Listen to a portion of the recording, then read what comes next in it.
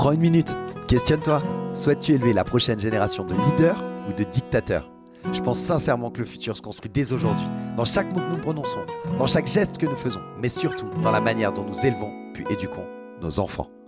Salut à toi, bienvenue dans la saison 2 d'Ensemble Impactons Demain, renommée pour l'occasion Ensemble Impactons Demain Éducation, le podcast dédié à l'éducation positive.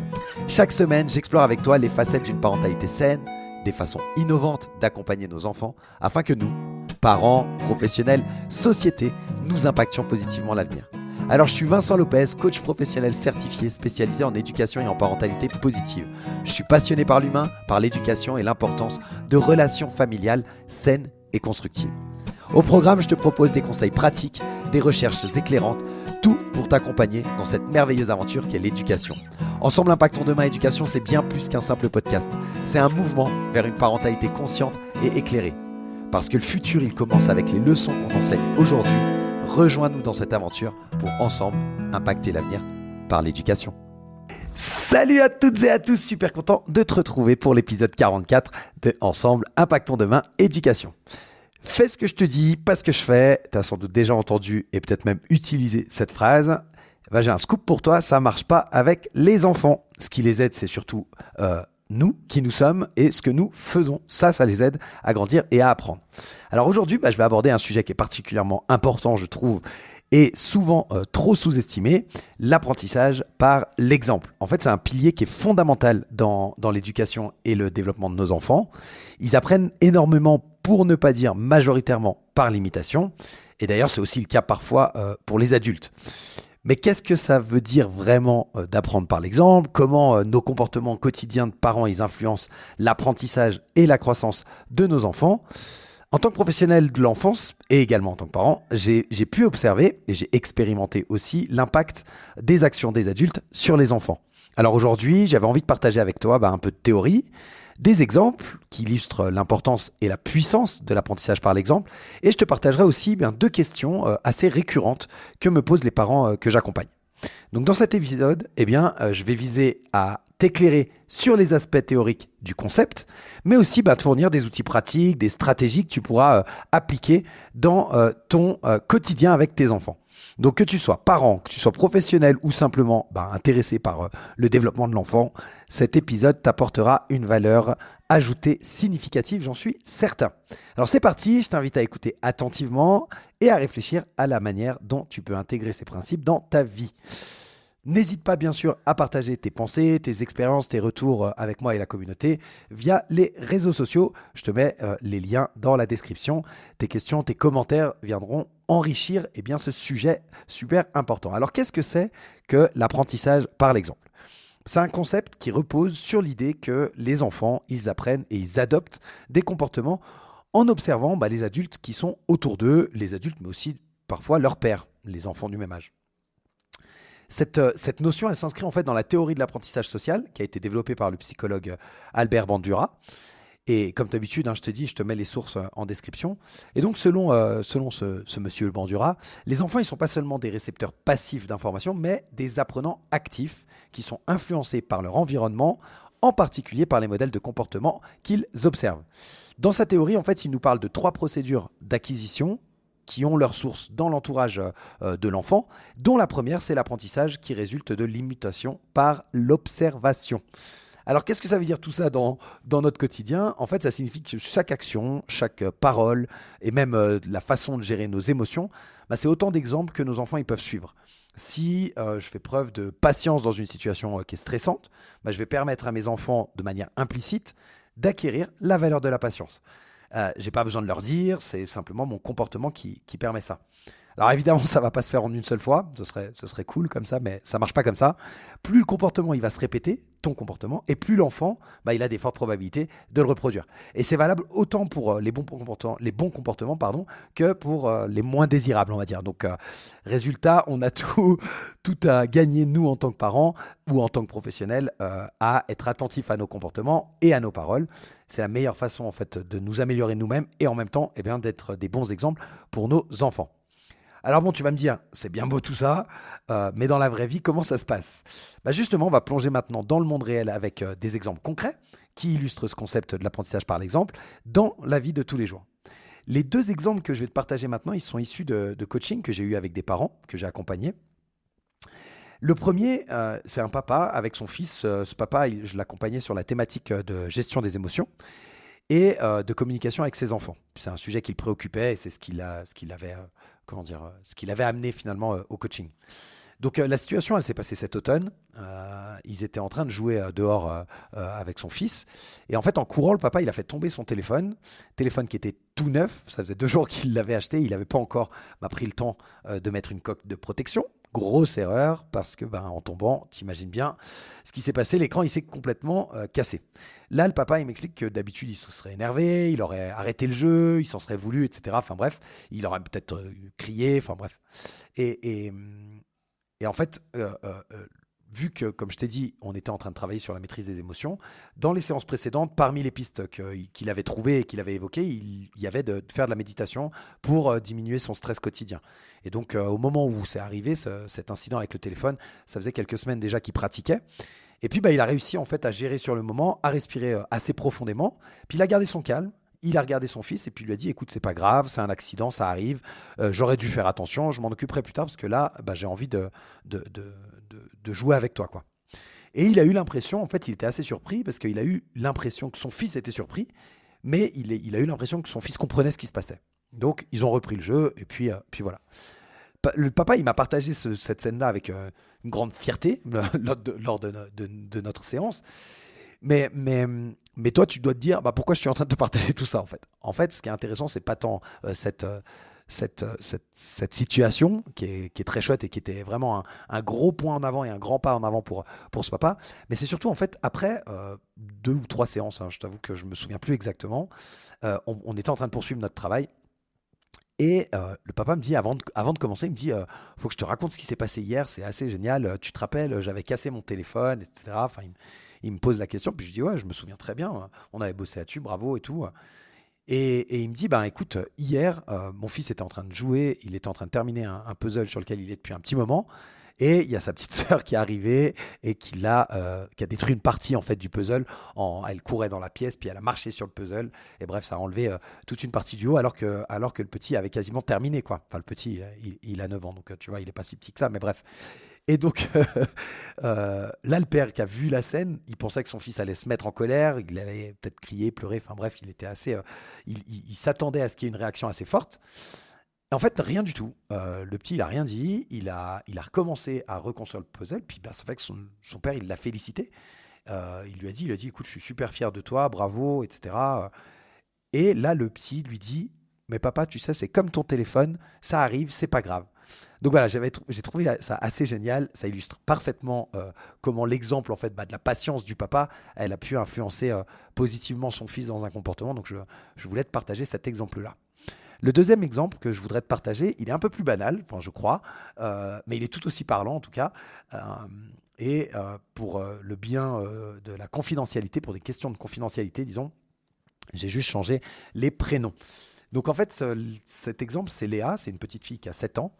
Et j'accompagne sa maman dans le cadre d'un coaching de groupe. Puis un jour, avant de commencer, on était en train d'attendre que les derniers participants au groupe arrivent.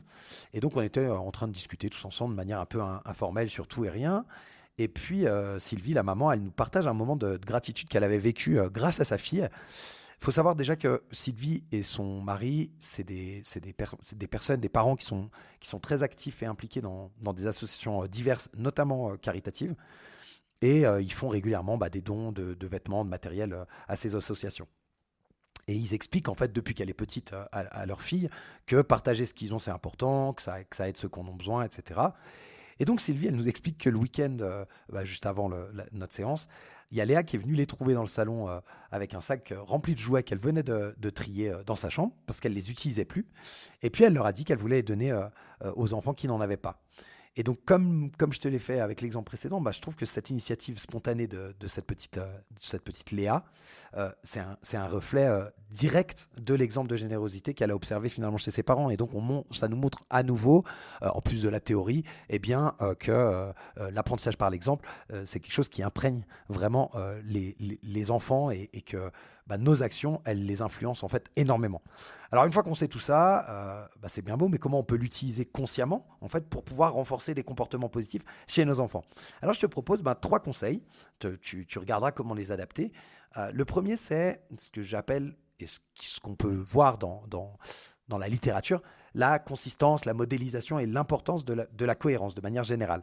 En fait, être constant, c'est la clé. Si tu veux que ton enfant il adopte un comportement spécifique, va falloir que tu le montres par l'exemple plus que par les paroles. Par exemple, si tu veux lui enseigner je sais pas, le respect, va falloir que tu sois respectueux toi dans tes interactions avec les autres, et puis d'abord et en premier lieu dans tes interactions avec lui, avec ton enfant. Que tu puisses respecter sa parole, son comportement, etc. Si tu veux, je sais pas, moi, lui apprendre aussi la politesse, par exemple, on répète souvent à nos enfants, dis s'il te plaît, dis merci, enfin, on le fait tous, hein. On a beau connaître la théorie, moi également, je le fais avec les miens. Mais en fait, la réalité, c'est qu'en grandissant, ton enfant, s'il t'entend, toi, dire bonjour, merci, s'il te plaît, etc., régulièrement, il va le reproduire. De fait, il va le reproduire en grandissant. C'est une certitude, on le sait. Donc, il n'y a pas besoin forcément de lui répéter à chaque fois, même si on le fait. La réalité, c'est qu'en fait, simplement en le faisant nous-mêmes et en incarnant nous-mêmes en fait cette politesse, eh bien, l'enfant, il va pouvoir avoir ancré l'importance de ce comportement-là et le reproduire quand il sera plus grand. Donc voilà, ça c'était le premier conseil. C'est vraiment ce côté consistance, c'est-à-dire cette constance en fait, hein, que tu peux faire. La modélisation, c'est ton attitude, c'est-à-dire de modéliser le comportement que tu veux et une cohérence dans tes propos, comme je te le disais au début, de faire en fait ce que tu aimerais qu'il fasse plutôt que de lui dire de faire ce que tu veux sans le faire toi-même. Le deuxième conseil que je te donne, c'est tout ce qui est en lien avec les erreurs ou les échecs, ta réaction, ta gestion des échecs ou d'erreurs ou de petites bêtises, ou de petits accidents, etc. Comment toi, tu vas réagir à tout ça. En fait, c'est super important de faire voir à ton enfant, de lui montrer que c'est normal de se tromper et que finalement, chaque échec, c'est plutôt une opportunité pour apprendre. Je ne sais pas si je te l'ai déjà dit, j'arrive pas à me souvenir dans les épisodes précédents, mais par exemple, un bébé, quand tous les bébés, hein, sans exception, donc toi également, quand tu as appris à marcher, avant de réussir à faire tes premiers pas réellement, tu as chuté encore et encore, et en moyenne, on estime qu'un bébé, il tombe entre 1500 et 2000 fois avant de réussir à faire ses premiers pas, tu vois. Donc si on avait abandonné aux premiers échecs, on marcherait pas, on serait tous en train de se balader à quatre pattes, ce serait assez cocasse. Mais bref, donc de faire voir à ton enfant que chaque échec, c'est une opportunité d'apprendre, c'est hyper important. Il y a Mandela qui disait, j'aime une citation de lui que j'aime beaucoup, il disait « Je perds jamais, soit je gagne, soit j'apprends ». Et je trouve que c'est une superbe vision finalement à transmettre à nos enfants. Ta réaction face à tes propres échecs, ça va montrer à ton enfant comment il va pouvoir gérer les siens en fait. Et puis je te disais aussi tout ce qui est erreur ou petite bêtise, des choses comme ça. Imaginons tu fais tomber je sais pas, un verre ou un vase, j'en sais rien, plutôt que de t'énerver, ce qui aussi peut nous arriver, en tout cas moi ça m'arrive, et bien au lieu de t'énerver, tu peux très bien en rire, ou tu peux expliquer que c'est pas grave, ou tu peux même encore t'en servir pour proposer à ton enfant de ranger ensemble, de nettoyer ensemble, de faire une activité autour de ça, j'en sais rien, hein. Faut être créatif en tant que parent, c'est pas toujours facile, mais ça va te permettre en fait de lui transmettre à lui que en fait c'est normal de faire des erreurs, et que ce qui est le plus important là-dedans, c'est pas tant l'erreur que tu as fait, c'est pas tant la bêtise que tu viens de faire ou que tu viens de renverser ou quoi que ce soit, mais c'est d'essayer de réparer ça le mieux possible. Et puis le dernier conseil, je t'en ai déjà parlé dans les épisodes précédents, c'est ce qu'on appelle le renforcement positif, l'encouragement, de faire en sorte en fait de promouvoir les comportements que tu souhaites qu'il ait. Si tu utilises l'encouragement et le renforcement positif, ce sera plus simple. Si tu observes chez ton enfant, tu le vois imiter par exemple un comportement positif, dès que ça peut être même un comportement que tu as eu, hein, je sais pas, ça peut être partager avec quelqu'un ou je ne sais quel autre comportement que tu trouves vraiment top. Dis-lui, reconnais en fait le comportement, exprime ta fierté, exprime-le, renforce ça, ça va renforcer l'apprentissage de ton enfant, ça va l'encourager à répéter en fait ce comportement. Plus tu vas le féliciter et plus ça va ancrer en fait ce comportement-là. Donc voilà, c'était 3 petits conseils que je voulais te partager dans cet épisode. C'est des exemples, hein, c'est des points de départ finalement. Et chaque enfant, chaque famille, tu le sais, est unique.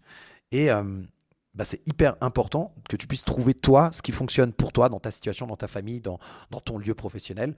N'hésite pas à adopter des stratégies qui sont différentes de celles-ci. Essaye d'appliquer ces conseils, essaye d'en appliquer d'autres, de les modifier, de les adapter à ta situation et tu verras bien ce que ça donne. Avant de conclure cet épisode, j'avais envie de te partager deux questions qui reviennent beaucoup dans mes accompagnements et qui sont en lien un petit peu, enfin qui sont même totalement en lien avec ça. La première, c'est ce que j'ai appelé les comportements inappropriés et la correction de ces comportements. En fait, comment est-ce qu'on peut corriger un comportement inapproprié que son enfant il a appris par imitation? En fait, j'ai des parents qui me disent, ben voilà, je te donne l'exemple très concret suivant. J'avais tendance à beaucoup m'énerver. Aujourd'hui, dans ce que je mets en place, entre autres avec les coachings que je fais avec toi, enfin avec moi, hein, je veux dire, quand les parents me parlent, dans les coachings qu'ils font avec moi ou dans les coachings de groupe ou en individuel, ils travaillent sur leur comportement, ils essayent de travailler sur la gestion de leurs émotions, certains travaillent sur la communication, bref, il y a différentes thématiques, mais ils sont en train de faire un travail. Avant ça, ils avaient certains comportements qui, aujourd'hui, ils essayent de les modifier. Mais pour autant, eh ben, il y en a certains, et je prends cet exemple-là, l'énervement, il y en a certains qui s'énervaient beaucoup, qui avaient du mal à garder leur calme, à rester zen dans certaines situations, etc. Et ils voient aujourd'hui que leur enfant, il a ce comportement-là de plus en plus. Il va s'énerver lorsqu'il y a quelque chose qui se passe, etc. Et en fait, le parent se rend compte qu'en fait, c'est une imitation finalement du comportement que le parent avait et qu'il est en train de travailler et d'essayer de changer en fait. Et ils me disent, mais comment je fais? Parce que il a appris ce comportement-là en m'imitant. Moi, je suis en train d'essayer de changer. Qu'est-ce que je peux faire, etc. Et dans ce cas-là, il n'y a pas de secret. J'ai pas de baguette magique à te transmettre.